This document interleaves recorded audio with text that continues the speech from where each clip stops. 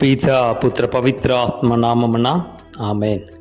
క్రీస్తునాథునియందలి ప్రియా దైవబిడ్లారా, ప్రభైన దేవుని యొక్క నామములో తల్లి మరియమ్మ గారి యొక్క పూజిత మాసంలో 5వ రోజు వాక్య ధ్యానాంశానికి తల్లి మరియమ్మ గారి యొక్క అద్భుతానికి ప్రేమతో ఆహ్వానిస్తూ ఉన్నాను. ఈ యొక్క మే నెల మాసంలో మొదటి రోజున స్పెయిన్ దేశంలో తల్లి మరియమ్మ గారు స్తంభంపై వెలిసిన మరియమాతగా క్రీస్తు శకం 40వ సంవత్సరం జరిగిన అద్భుతాన్ని విని ఉన్నాం. రెండవ రోజును అర్జెంటీనాలో షాన్ నికోలాస్ మాత అద్భుతం 1983వ సంవత్సరం జరిగిన దాన్ని చూస్తూ ఉన్నాం. మరి మూడవ రోజున తమిళనాడు రాష్ట్రంలో వెలంగిని మాతగా తల్లి మరియమ్మకు అద్భుతాలు 16వ శతాబ్దంలో విని ఉన్నాం.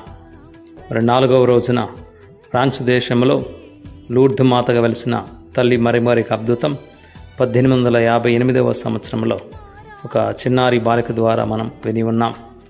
మరి 5వ రోజు ఈ రోజున పోర్చుగల్లో తల్లి మరియమ్మ గారు 3 చిన్నారి బిడ్డలకి ఫాతిమా నగరంలో దర్శనమిచ్చిందని చెప్పేసి మనకి సాక్ష్యాలుగా కథోలిక శ్రీసభ నేర్పిస్తుంది. ప్రియ దైవబిడ్లారా, 1917వ సంవత్సరంలో పోర్చుగల్లోని ఫాతిమా అనే గ్రామంలో ఇదిగో యొక్క అద్భుతం జరిగింది. 3 పసిపిల్లలు అక్కడ గొర్రెలు కాస్తూ ఉండగా తల్లి మరియమ్మ గారు వారికి దర్శనమిచ్చారంట. ఆ యొక్క 3 వారి యొక్క జీవితంలో తల్లి మరియమ్మ గారిని దర్శించి జీవితాన్ని ధన్యం చేసుకున్నారు. వాళ్ళు ఎవరనగా లూసియా, ఫ్రాన్సిస్కో, జెసింతా. ఈ 3 కూడా చిన్నారి బిడ్డలు, గొర్రెల కాపరులు. మొట్టమొదటిసారిగా తల్లి మరియమ్మ గారు ఆ బిడ్డలకి కనిపించారు.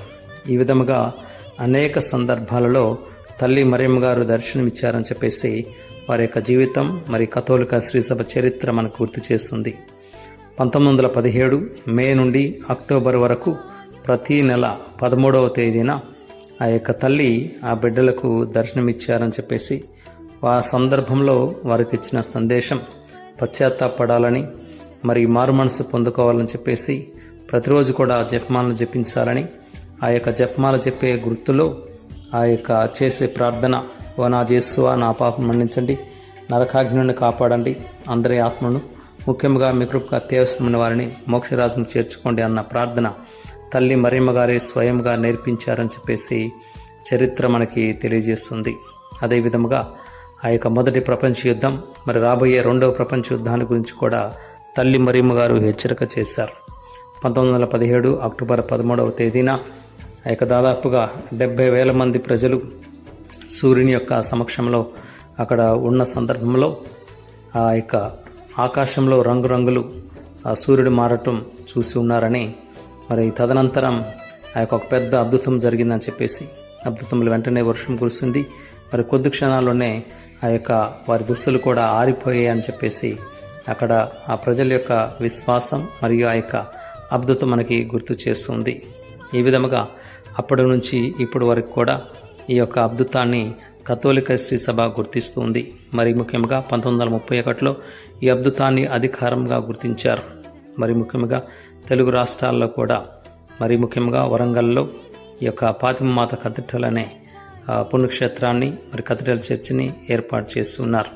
ఈ విధముగా చెప్పుకుంటూ పోతే తల్లి మరియమ్మ గారు ఇచ్చిన దర్శనాల ద్వారా మే నెలలో ఆమె యొక్క అద్భుతాలు మనందరం కూడా గుర్తు చేసుకొని ఆమె యొక్క మధ్యస్థ ప్రార్థన మరి ముఖ్యంగా ఈ యొక్క జపమాల మనందరి యొక్క జీవితాలలో వెలుగును మరి దేవుని యొక్క ఆశీర్వాదాలను నిండుగా మనకు దయచేయాలని ప్రార్థన చేద్దాం. మరియు విజయవాడ మేత్రాశ్రమంలో మంగనిపుడి విచారణ వరతరంగమాత పుణ్యక్షేత్ర మరి పండుగ సహితం ఈరోజు కథోలిక శ్రీసభలో మరి యొక్క విచారణ గురువుల యొక్క సమక్షంలో జరుగుతుంది. కాబట్టి అటువంటి తల్లి ప్రార్థన తోడ్పాటు ద్వారా మనందరికీ దయచేయమని వరాలు ఇచ్చే వరాల తల్లి వరతరంగమాత మనందరికీ ఉద్దేశాలని తన కుమారుని దరి చేర్చమని వేడుకుందాం.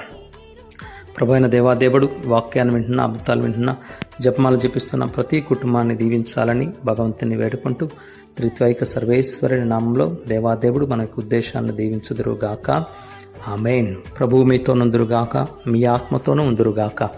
సర్వశక్తి గల సర్వేశ్వరుడు పితా పుత్ర పవిత్ర ఆత్మదేవుడు మనందరిని ఆశీర్వదించి ఈ యొక్క మే నెల మరియమాత పూజిత మాసంలో మనందరిని దీవించి నడిపించుదురుగాక.